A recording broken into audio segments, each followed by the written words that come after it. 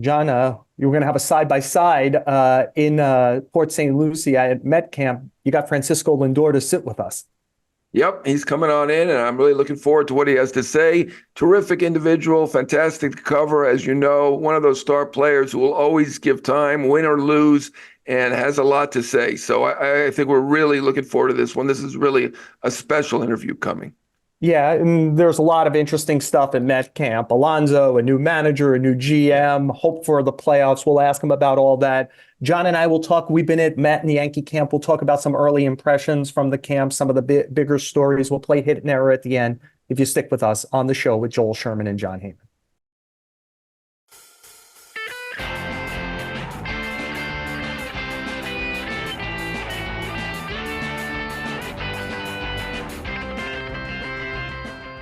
John, we're both in spring training as we do this. People who are going to watch us on YouTube, they'll see some background. It's not a field. You're in Port St. Lucie. I'm in Tampa. We're going to flip-flop in a couple of days here. And I figured that's like the best place to start. We're in two camps. Let's talk Mets and Yankees a little since we've been around the teams.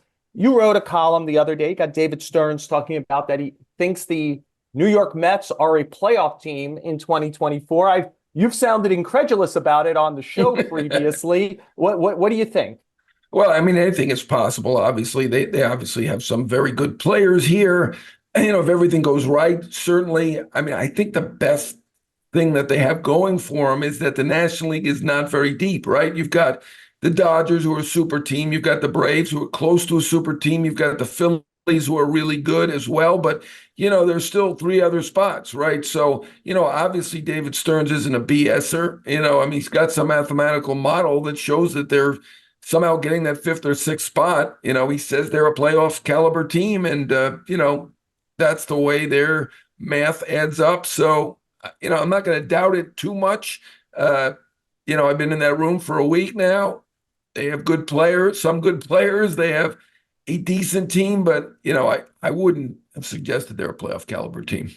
Yeah, I wonder how good you have to be to make the playoffs as even the sixth team in the National League, because I think you pointed it out. Like we could eliminate, I hate to do this to fan bases, but the magic number is up in Colorado, it's up in Miami, it's up in Washington. By the way, I mean, I know the Giants are going to go for it. I don't think they're very good. We'll see how it plays out over the course of the year. So, you start ticking off teams and you wonder, can the Mets get to that mid 80s to high 80s?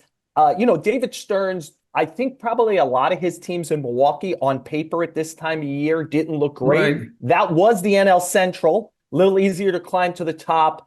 I think Philadelphia might actually win the East this year. I think Philadelphia and Atlanta and the Dodgers, to me, stand out as the three best teams in the league. And then there's that group. Are the Mets in that group with like Arizona, anybody who doesn't win the Central? Like, let's assume the Cubs win. Are they better than Milwaukee, St. Louis? I think they're in the pool. Right. And the Fair. question is, can they self-improve? You're around the team. Look, one of the stories at this time of year, John, wherever you are, is about young players, right? It's about last year. It was like, when are the Mets going to call up Beatty? Then everybody saw Beatty play, and it was like, when are they going to send down Beatty? So, you're around now. It's Jet Williams. It's Gilbert. It's guys that got in the trade. Some of the young starters who might have to be depth. So I wonder, have you gotten any feel for young players and what they actually think of them, not just what they might be to Baseball America? Yeah, I think Jet Williams is going to be a star. I really do. He's got that personality. I think he's a tough kid. He's very athletic. People love him. Somebody told me basically he's a stick of dynamite on the field.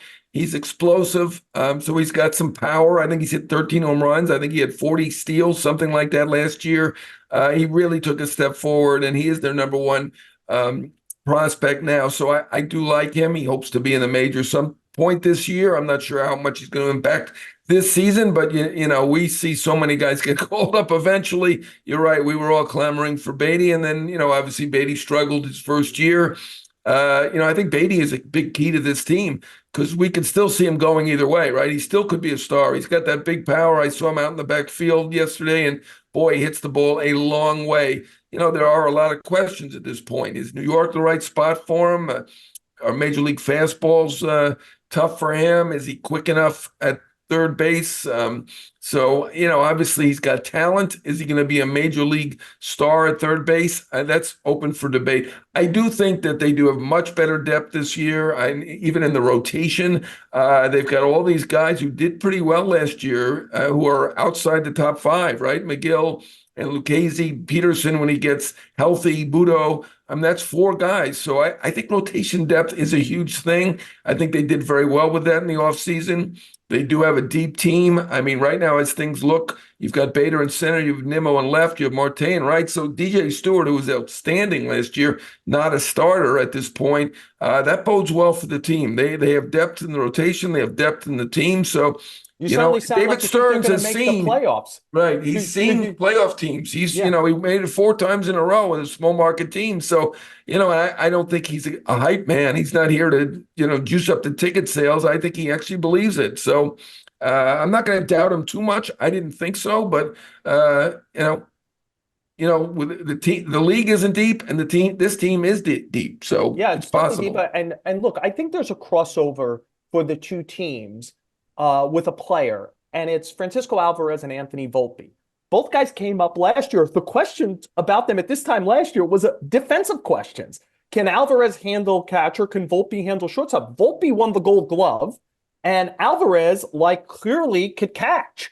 And they both did enough offensively to make me feel like there's another level for both guys, and that both teams get better if those young players take that step. I think, John, you're there. I think Alvarez is going to be a star.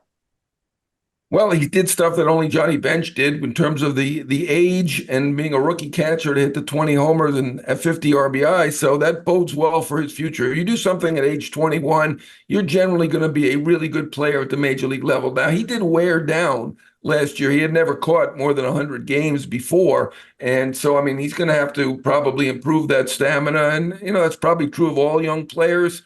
I think eventually he should be a star, right? That's what we're figuring for him. Is he going to be a star this year? I'm not sure. Look at a lot of these guys had pretty low batting averages last year, right? Even Alonso did. That's why we looked at it and said, they really need a bona fide number 5 hitter. Maybe Alvarez can be that guy. Maybe it can be Beatty. He certainly has ability. Maybe it can be him, but there's certainly a lot of questions with this team, but there are a lot of questions with every team in the National League except for those 3 teams that we mentioned earlier. John, on the other side of this glass is a team with a lot of questions also. I'm watching them work out on the field as I speak to you. It's the Yankees. And I would say if there's a theme from this camp, besides the obvious that Soto's here, right? And so you got Soto and Judges. For them to be who I think they want to be, 95 plus wins, real shot at winning the American League Championship and the World Series. This is about the I'll show you guys, right? Giancarlo Stanton came here. He's in great shape. John, when you come here, whatever the pictures look like, it almost doesn't do it justice to how much leaner he is than what he was previously, right? Rodon is down like that. Nestor Cortez on the mound, DJ LeMahieu, Anthony Rizzo beyond his concussions, Marcus Stroman in a market that was dying for starting pitching, and he's a very good starting pitching, not getting the money and wanting to prove what he is. It feels like they have a lot of guys who, whichever way they go here, is how the Yankees go. They'll clearly be better offensively to some degree because Soto is such a great player, and it will lift them. But for the lineup to be long, Rizzo needs to be past the concussions. LeMahieu he's playing third base, LeMahieu, every day. He's not some roving guy now. And it feels like this is about how many of the revival guys can actually revive. Yeah, they have questions too. And for me, the depth is the biggest question for them. The health, that's great that they're all in shape. Fantastic. There's a lot of people in a lot of camps saying that they're in great shape too. Yeah. So, we'll see about that. To me, the question with them is the depth, particularly in that rotation. You were there. Is Cortez really healthy already now? I don't know. People who were in the interview session didn't seem to think that he acted like he's certain that he's 100%, right? Rodon, I know that he got good reviews. His fastball, he thinks he's regaining it. But, he had what is he, ERA, 6.8 last year, something like that, right? There's a lot of questions in that rotation. And to me, the question is about the depth. You've got Schmidt at number 5, which is fine, but what exactly is behind that? Heel, Warren, I don't know. really unproven guys. They traded all those guys to get Soto. I'm not going to second guess the Soto trade. Everybody loved it and gives them two out of, at least my mind, two out of the three best hitters in Major League Baseball. That's huge. Their lineup is going to be much better, and it was not good last year. It did not work for whatever reason. Health was a big part of it, but I still question that rotation. It's just not deep enough, I don't think. Yeah, they saw something late last season. They liked in Luke Weaver. They brought him back. I would assume he's the sixth starter to open the season. But John, it's a point we've talked about previously. I think if Michael King were still here, he'd be the number two starter. That he's not. Again, we're not going to second guess there. You can't get Juan Soto for coupons. You got to give something away of some significance. And obviously they did in King and other guys like, I was actually blown away a little bit in San Diego by how much the Padre people like Randy Vasquez, was a guy they talked up quite a bit, plus Brito and Thorpe, the prospect. That was probably, though, that threesome was probably 300 plus innings for the Yankees this year, if that foursome, if they're here. And after Luke Weaver, who's a bounce around guy, to your point, it's Hill coming back from Tommy John. It's Yoendris Gomez, who hasn't pitched a lot in the major leagues. It's can Chase Hampton close the gap and get up here? Will Warren, Clayton Beeter? It's, it gets flimsier. But John, like to your point about everyone in every camp is claiming to be in the best shape of their life. Everyone in every camp is dying for starting pitching depth, and yet everyone thinks, oh, these guys are AAA, they're ready, this reclamation project. So the Yankees are just on that pile with everybody else, right? Yeah, I think the Mets are ahead of them. I mean, frankly, all those guys, Lucchesi was good last year. McGill has shown signs. I think Peterson has it in him. He wasn't great last year. Obviously, we know Budo had some good starts. So I think they actually have more depth here with the Mets than the Yankees. AJ Preller was depressed when he made that trade. You know how much he loves stars there in San Diego. But I think he did fine. I mean, Vasquez, Brito, they looked good last year. That was certainly a strength of the Yankees, was that they had all these guys come up and do well. And I think that San Diego's really going to benefit from that. They're a little bit of a weird team. Did they get a third outfielder finally? I think maybe they were holding two outfielders up until Jurickson Profar, right? They signed. Yeah. So, I mean, that's a little bit odd. They need to get some outfielders. So many hitters still out there on the market, but I think they did pretty well. I mean, I'm not going to say, again, not second guessing the Yankees. It's great they have Soto, Judge, 2-3 in that lineup. That's the best thing about this team, tied with Cole. I get it, but I'm worried about that rotation. John, why don't we wrap this up? You'll do one, I'll do one. Like, tell me something that has stood out to you in that camp, something maybe you haven't written yet, or like you talked to someone and it really stood. Anything you think our listeners on our podcast would like to hear your insight on the Mets. Yeah, I mean, I think to me the most interesting thing was Stearns telling me this is a playoff team, but I think third base is interesting to me. They clarified finally that Bader is the center fielder, Nimmo is the left fielder. I don't know why they were so hesitant about that, but I do think it's interesting that when I asked yesterday about Beatty, whether he's the third baseman, and I mean, it's got to be his job to lose. Who else is it? And all they'll say is he's in the mix, basically. I don't know whether they want him to fight hard. I don't know. I expect him to do that, or they don't want to put pressure on him, or they're afraid that the pressure will hurt him. But I do think that third base situation is interesting. Vientos, we saw him taking grounders. He looked okay taking grounders, but I don't feel like anyone thinks that he is a starting third baseman at the major league level. So I think third base is fascinating. I think Beatty is the most interesting guy on the team, because if he performs as everyone expected last year, he's a star. If he repeats last year, obviously that's a big issue for them. That's the biggest swing to me, whether Beatty is a star, whether he's an average player, or whether he's not and maybe needs to go to the outfield. So that's what I'm going to be writing about today for the Post. But I think that he's on everybody's mind. Let's not tell the competition. We're keeping that's all right. Ixnay on the third base. There is no competition. I mean, come on. Yeah. Right. When I was at Newsday, we had Newsday, the Post, and the Times, and the News. Right now, it's the Post. Yes. Buy the Post. Go to the Post, nypost.com. John, I wonder if 12 months from now or 10 months from now, next off season, we're writing a lot about Alex Bregman.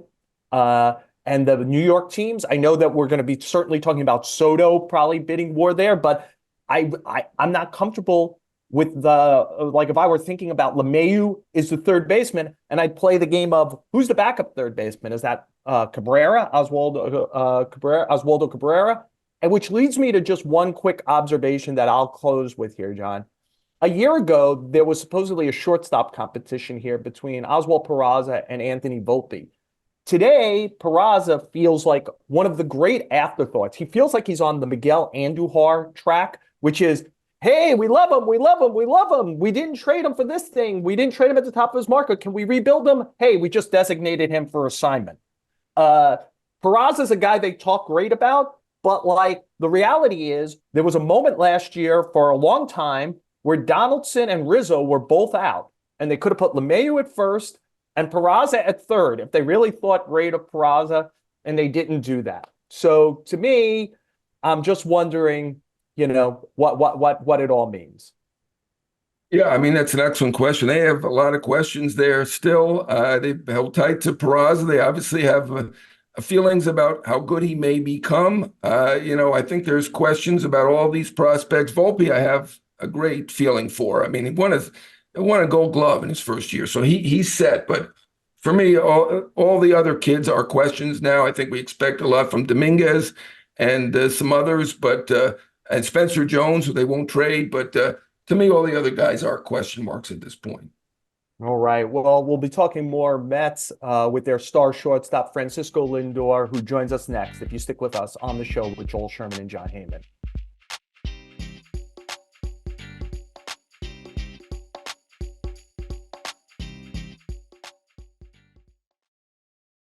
Well, I'm not sure we've been able to do it this easy, John, in the past, especially if anyone who's going to watch on YouTube sees that who our guest is sitting literally next to you in Met camp. I'll do it just 1, 2, 3. One-time Platinum Glove winner, two-time Gold Glove winner, three-time Silver Slug winner, and four-time All-Star Francisco Lindor, the shortstop of the New York Mets. Francisco, thank you so much for joining us. And I wonder, just from John is there from the outside, it feels like a different camp as far as kind of star-studded, though obviously you still have stars, from how the team was assembled last year, including even in the manager's office with a highly regarded manager like Buck Showalter. Sell me on why people should still believe that this version of the Mets is going to be a strong, high-level playoff contending version of the Mets. I mean, selling you on it? Yeah. That's you just got to buy into it. No. Well, what do you see, Francisco? What makes you feel good about the club right now? Yeah, no. Number one, it's a fresh start. We have a lot of new faces, a lot of guys that have a lot to prove to stay in the game. There's a lot of guys that are fighting for another day in the job, and that's a scary thing to have. And not just that. Then there's the guys that were here last year. They want to continue to get better. They want to improve. They feel like we feel like we haven't finished the task. We feel like we are in a position where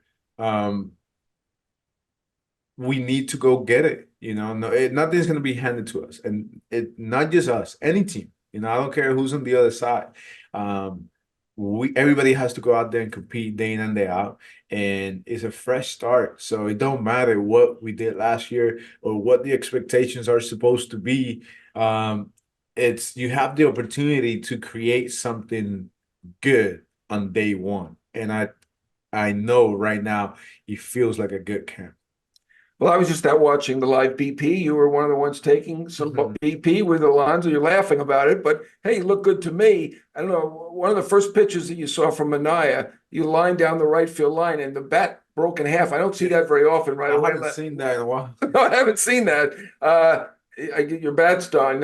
I'm sure you're sad about that, but how did you feel out there, the live BP? Yeah.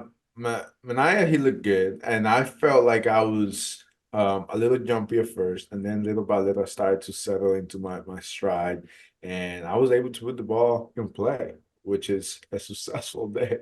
Right. Pitchers are ahead of the hitters at this point, right? Yeah. I mean, I hope they are, because I don't feel like I'm at their level right now. So No, yeah, it was a productive day. So I saw good pitches. I was able to put when I swung twice.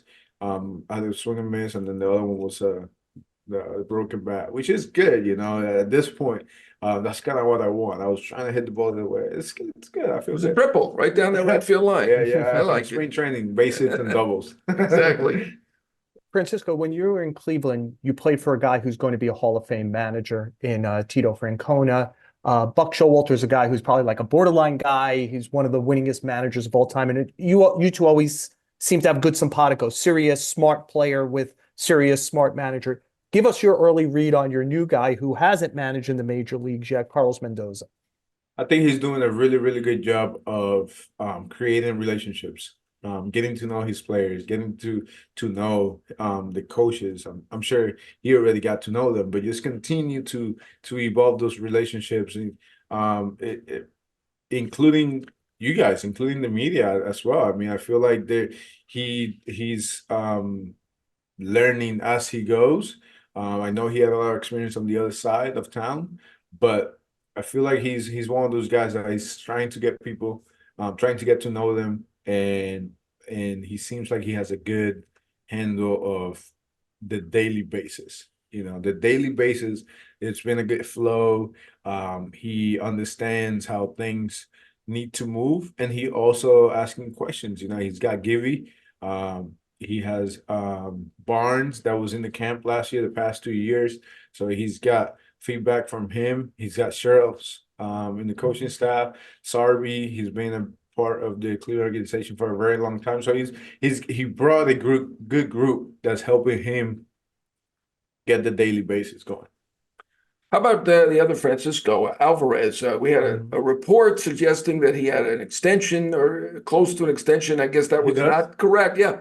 None of us knew about it. Apparently, it's been denied. There's no extension, but it's nice to see the report. What are your thoughts? I mean, this team should be great up the middle, whether it be Bader or Nimmo. I think Bader will play the majority of center, but obviously Nimmo's outstanding there as well. You've got McNeil at second. Alvarez, what did you see from him, and what do you expect going forward? I mean, did some things that only really Johnny Bench did in terms of the power at age 21 as a rookie. Yeah, he seems locked in right now. He seems like he's getting a handle of, like, I'm in my locker right now. I see my surroundings. I go to do my early work. I come back to my locker. Then I go back to do my catching drills. And then I do my bullpen, batting practice, live feed. He seems very locked in to his task. Where last year he I felt like he was getting pulled in a lot of different directions. It was easy to pull him out of his routines. This year, he's not getting pulled. And I don't know if that's because he's not the new face in town anymore, or if it's because he learned that it's his time, and on his own time, whenever he wants, he will get it done. So he looks really good right now. I'm excited for him. I feel like he's gonna have a good year.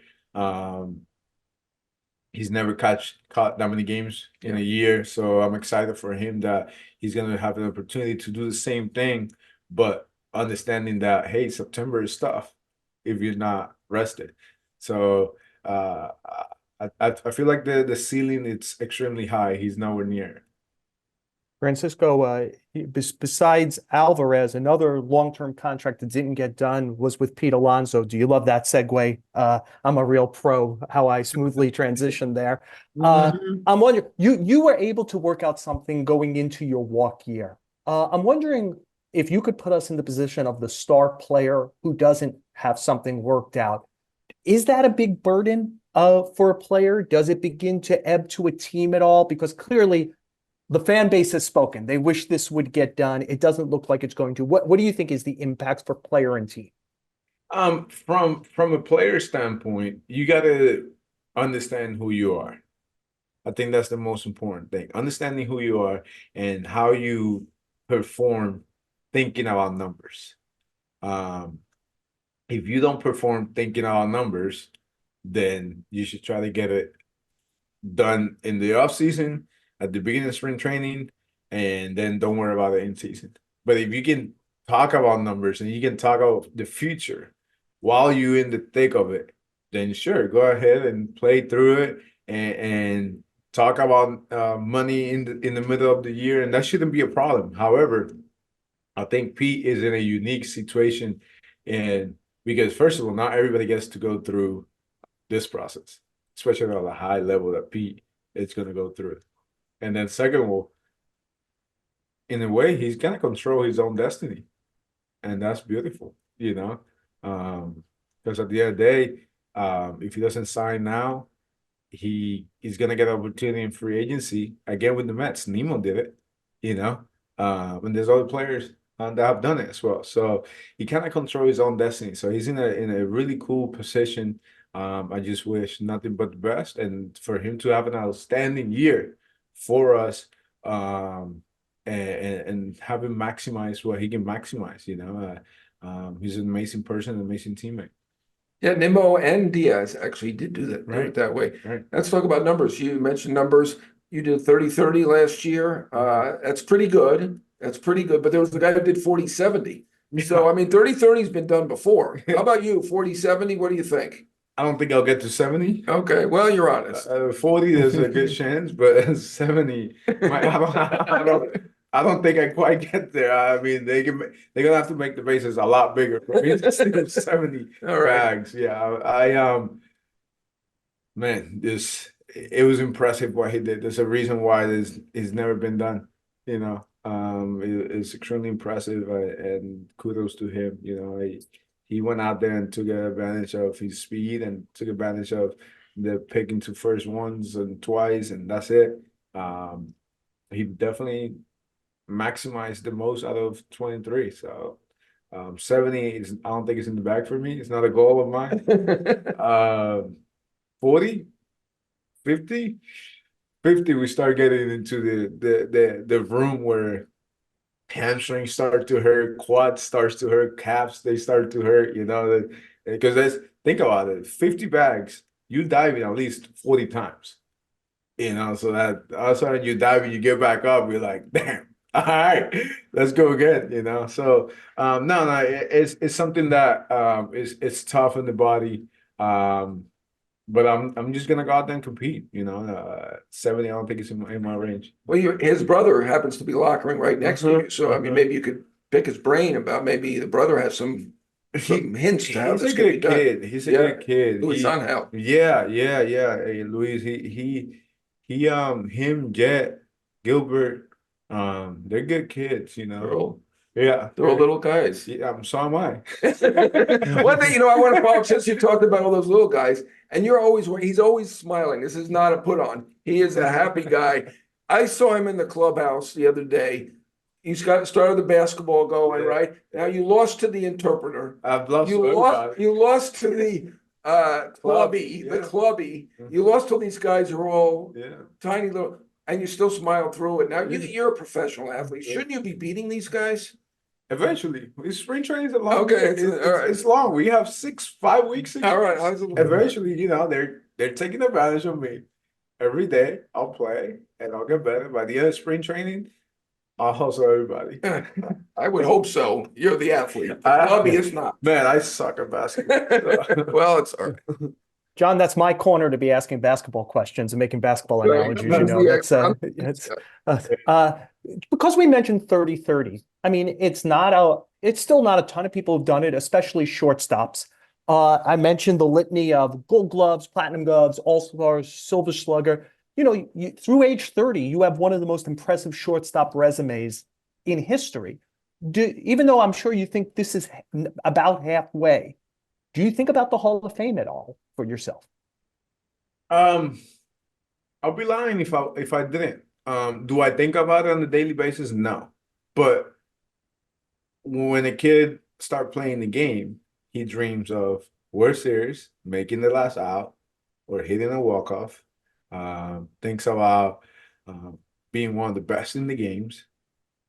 Then thinks about winning awards, and then thinks about finishing the career at the Hall of Fame.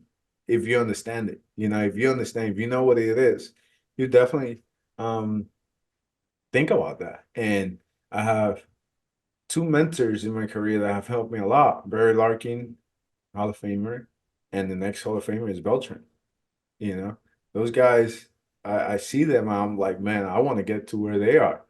And my favorite player growing up, Roberto Alomar, so then it's just like, it's almost like for me to say I was somewhat like them, I kind of got to get closer to where they are. Um, but I'm not thinking about it on a daily basis. It'll be a dream, and it'll be something that,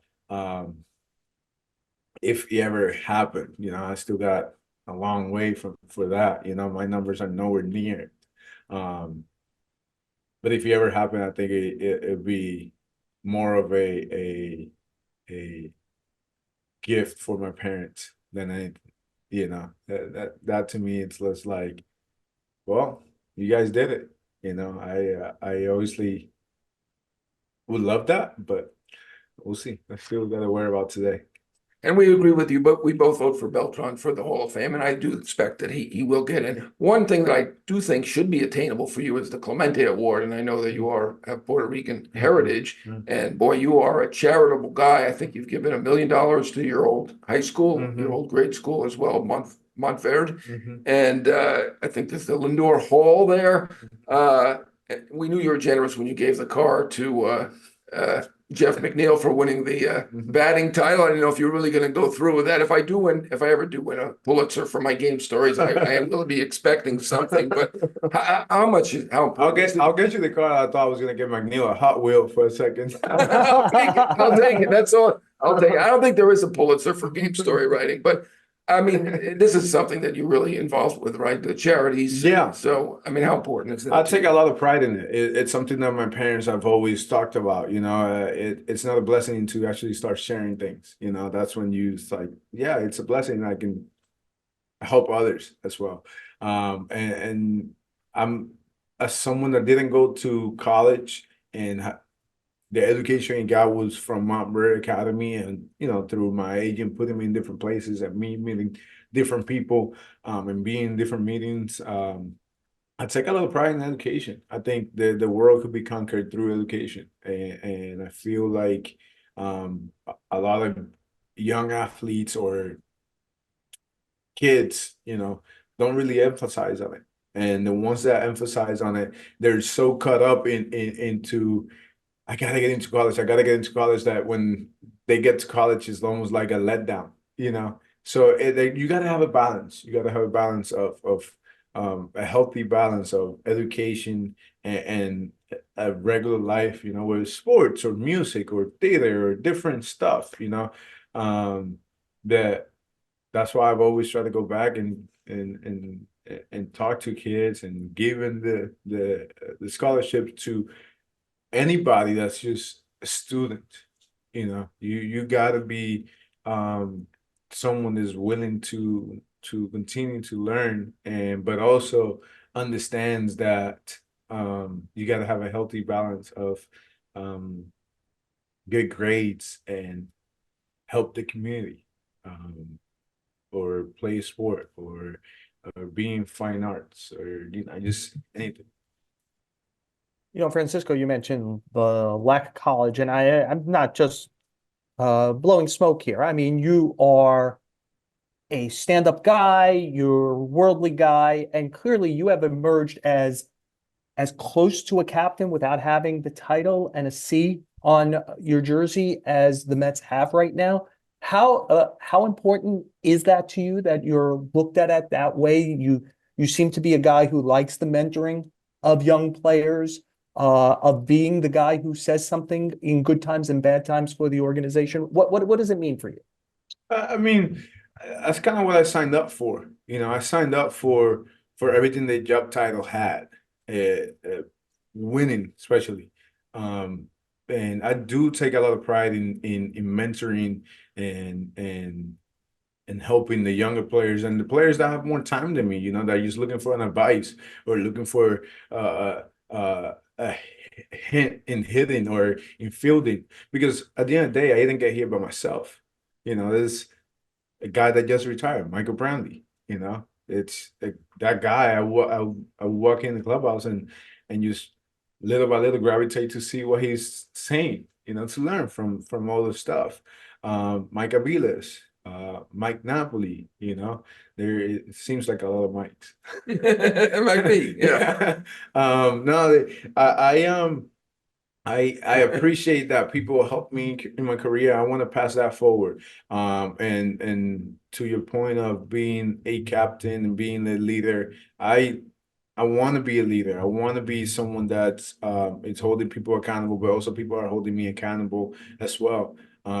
It's David Wright's here, and seeing David walk around, it's cool. I abuse David in PlayStation. I use him every other day. I abuse the hell out of him. So watch him walk around here is really cool. And yeah, I don't know if the captain thing it's done anymore. If they do those things, but ultimately, I just want the respect of my teammates and my peers and everybody, because I try to give what I want to receive. So that's kind of how I go about it. It's great. It's great that you're on here. We really appreciate that. It's been great for Mets fans to get to know you, and the smile is genuine. And obviously, you're a baseball guy, potentially on the way to the Hall of Fame. Not a basketball expert yet. You will be by the end of the spring, but I know you have other interests. And I saw your yellow bag. I know fashion. And if I would guess, I would say fashion and tennis. Now I'm a tennis guy, so I'm into. Are those your two hobbies outside of baseball? Fashion, tennis, coffee. Coffee. You're an expert. Yeah, I'm not an expert, but I will have my coffee shop at some point. I'm You and Joe navigating. can talk. Yeah, you're a coffee guy, Joe. Oh my goodness. I love But coffee. not like Dunkin' Donuts and Starbucks coffee only. No. Though the weird situation is the guy who started Starbucks grew up in the same project house as me in Brooklyn. He made a couple of $1 billion. You and I are talking on a podcast. So he did that. He's doing okay, by the way. Yeah. No. I wasn't. And nothing me here, John. To your point, nothing against Starbucks. I mean, Starbucks got many people jobs and many people into coffee. Including myself. No, I like the good stuff. But you're a connoisseur now. It's like I just like having different notes and different coffees, like going to different places. It's like, what kind of coffee? And then seeing the notes, spelling that. And I just feel coffee. You can have a conversation through coffee about anything, and that it's great. And fashion, everybody drinks. And fashion, I have learned since I was a little kid, I talk too much. So through fashion, I can express myself without saying a word. So it's great. We like that. We like that about you. Yeah. So I'm coffee, John's fashion. Look at the shirt. Anyway, tennis. I'm more the tennis guy. Yeah. One other thing on just you as a player, I want to get back to. I think we talked about this last spring training because I think you either played 161 or 162 games in 22 also. And you played them all last year. We found out this spring, right? You had an elbow situation, a bone spur that needed some surgery. I always think it's the most underrated number next to a player's name. Like we talk about WAR, but like if you play 120 games, what's the WAR of the guy who's the backup shortstop for the 40 games you don't play? Like that should be counted against you. Like we never have to know the name of the backup shortstop on the Mets because you play through everything. What does durability mean to you? A lot. It comes with consistency. My Instagram, Lindor12BC, be consistent. Everything in my shoes, be consistent. Durability comes with being consistent, just posting up every single day. I take a lot of pride in it. With that being said, 162 is not a goal of mine. Otherwise, I would have played the 162 last year and this year. But it's not a goal of mine. For me, it's posting up. And if I play 160, 161, and even the games I'm not there, I'm still available for the coach, for the team. That means a lot. That it means a lot to me. I take a lot of pride on it. I've been blessed to be put in a place where trainers are really good and they help me to stay healthy, stay in the field, and they have allowed me to say, man, this is bothering me, but I can play through it. And they have said, yes, okay, we trust you. Go out and play. And that says a lot about the training staff here, that in Cleveland as well. That they are allowing us to go out there and be ourselves, but they're also taking care of us, and it just means a lot. It means a lot to post up every single day, and to be there, That's part of to me, it's part of being a leader. David Stearns told me the other day he thinks this is a playoff caliber team. I know we just got here, and it's probably hard to answer that. But what are there certain aspects of this team that you're seeing that you're liking and believing that this team is going to be better than last year's team? I believe it. I believe it. I mean, to be in the playoffs, you have to believe that you belong there. Before everything starts, you have to believe that you belong there. And if we go player by player, we got what it takes. We just got to go out there and do it. Last year we had what it took, but we just didn't do it. You know, this year we have what it takes. If we go position by position, it might not be the most talented team or the most superstar team out there, but the guys can do it. There's guys that got paid out of high school or college, guys that made it to the big leagues and made some money, guys that analytically they can put up good numbers, guys that can run the bases, that can play defense, that can throw the ball, they can execute the little things of the games, and guys that are hungry for the little details of the game, and they're looking for that stability in the big leagues. They want to establish themselves. Guys that are already established are looking for the stability of the organization of like, here we go. We want to have what all these what this couple like Houston, Dodgers, Atlanta, Philly starting to do it. The Rangers are starting to do those things. Cleveland did it for many years. That stability of like, we're showing up. We're a postseason team. The expectations is to be in October. Nobody's counting on 162. Everybody should be counting for 170 plus. That's the expectations. And in order for you to be in the postseason, you got to start believing it from day one, even in the off season. And I agree with David. I think he did a really good job along with his assistants and other people that work alongside of him. We had so many roster spots to fill up, and he did it. They did it, and here we go. As a way to wrap up, Francisco, you could hear it in an answer like that. You're kind of like, passions go beyond just being the shortstop of the Mets, right? You clearly have, care about the organization, want them the best for it. And I'm just wondering if you could, as a way to sum up, like, David Stearns is new. How's that relationship? And obviously, anybody who's been paying attention, you have a great relationship with the owners, Alex and Steve Cohen. Sum up like what you think your influence is, because clearly you have thoughts on things like how they're expressed and how seriously they're taken by the people. Yeah. The relationship with David, it's growing. It's a growing one. He's always around. He seems like he's very accessible. He was in the dugout today. I saw him yesterday. He was training in the weight room after everybody was left. I was walking out and I saw him. So he's accessible. So it's a relationship that's growing. The Cohen's family, they're fantastic, and I have a lot of appreciation for them. They're also accessible. They when my first year, when I was struggling the most, Steve was texting me and calling me. Alex was texting me and calling me as well. And you don't get that. You don't. It's not that you don't get it from owners. Like there's owners that you talk to them, and like I talked to the Dolan family. They're great. But when you're struggling, usually a lot of people leave you alone. Like, oh yeah, and they didn't. It was my first time in New York. And I appreciate that. I appreciate it. And when it comes to the influences of the team, I'm a player. I'm a player. I'm not a coach. I'm not a front office member. Yeah, I give my input, but my input shouldn't be the final word. This is a team thing. If I give my input on something, I want decisions to be made based on education, based on knowledge and research. Okay, Francisco says This is something that we need. This is okay. Do we need that? The group should be talking about it and say, no, we don't need that. Fine, great. Thank you for hearing me out. Or, yeah, we actually need to address that. And this is how we address it. Fantastic. Let's keep on going. I'm a shortstop for the New York Mets. I'm not a GM. I'm not the owner. I'm not a manager. I'm the shortstop for the New York Mets. And I'm going to try to be as best as I can be day in and day out.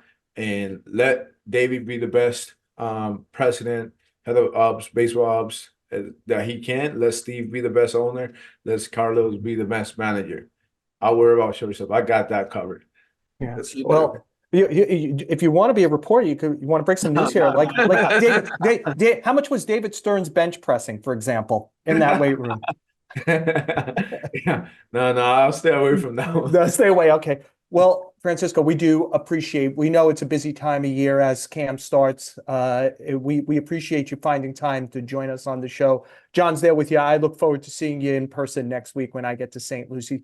Thanks again for joining the show with Joel, Sherman, and Jon Heyman. Yes, thank you so much, Francisco. You're the best. John, I want to say, did a great job. It wasn't easy to kind of do the logistics to get Francisco Lindor, who was a terrific guest. And I'm really appreciative of all the efforts John put in to make it happen. And Francisco to sit with us. It's just also that time of year that as I look out my window here, Garrett Cole is throwing batting practice to Anthony Rizzo. John, we play hit or error at the end. What do you got? Hit or error? My view's not as good. Thank you, Joel. I want to thank Harold Kaufman also for getting him, the former Mets PR director who now works with David Meter, the agent for Francisco. And thanks to Francisco for coming in and doing this. I know it was ironic. We tried this morning, and he had to be late because of media training session, something he obviously doesn't need. I'm going to give an error. I know I'm in a good mood after Francisco is in here and smiling all the time, but I am who I am. So we're going to give an error to Anthony Rendon. Obviously family, faith, certainly that's important, but I don't think you need the message on day one of spring training that this is just a job. These fans are, they live and die with the team. That's the reality of the situation. And even if you feel that it's just a job, it is a job that's paying him $35 million a year. And he probably should at least fake it a little bit more. So I didn't think that quote was the greatest. He could have said something a little. In this one case, I'm saying be dishonest. Say that you love the game and that you're happy to play the game for the Angels and the fans and all that. Not that it's not that important. John, we had the same topic for hit or error, and I'm going to give an error also because I never want to tell a player to be disingenuous. The reality here is this is an error on the Angels. The word was out on Anthony Rendon that he is not a passionate guy. I was around the Nationals a lot late in that year, right? They went to the World Series, 2019. Like what the Nationals liked about him playing on October, low motor, doesn't stress. They also would tell you that's kind of who he was. And it wasn't a secret. And he might not have been a guy who you could imagine kind of like putting in the full mental, physical effort moving forward on a 7-year, $245 million contract. And the Angels overreacted. They badly wanted Garrett Cole. Cole decided to come to the Yankees. Again, I don't think there was a big secret out there that all things being equal, that Cole would probably end up a Yankee. The Yankees went to the 9th year. They got him. And they, Billy Epler and Artie Moreno pivot into Rendon, and like they needed to do some better homework. Again, like I'd rather, because I think the player is sincere. By the way, that player would have given them that answer probably, 4 years ago. They might have saved some money if they had done their homework. So my error is more to the organization because this was not an unknown factor about him. Yeah, I mean, obviously free agency is a crapshoot. I'm not sure, we don't know. We're not exactly in the middle of the negotiations. We don't know everything that's going on, but I actually think it was worse than that. I don't think that they went for Cole first and then Rendon. I think they kind of pivoted when they still had a shot at Cole. My belief is that Cole told them he wouldn't mind coming there. He's from Orange County. He'd love it. Obviously, he had a Yankee story too. He was a Yankee fan.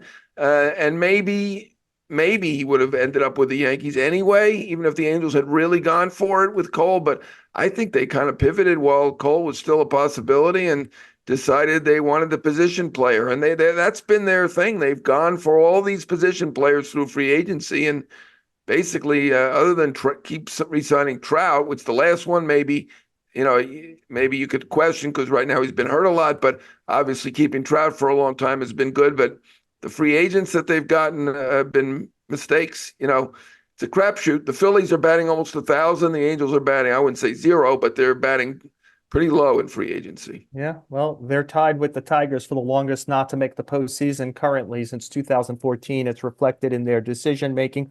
John, we're going to do a pivot soon, right? You'll be here coming to Steinbrenner Field, the Yankees. I'm going to touch home, then come back and do about a week with the Mets. We'll be talking about that, obviously, on future shows. The show, New York Post podcast. We always thank our producers, Andrew Hartz, Jake Brown. I see Dan Shalam's name up there again. I'm going to go ahead and hope I pronounced it correctly and thank him as well for everything he did. Don't forget, subscribe, rate, review, Apple, Spotify, wherever you listen to podcasts. The New York Post Sports YouTube page. You might not want to see me and John, but Francisco Lindor was sitting next to John for that interview. And again, we thank Francisco Lindor, who was really good with his time and information. We appreciate that.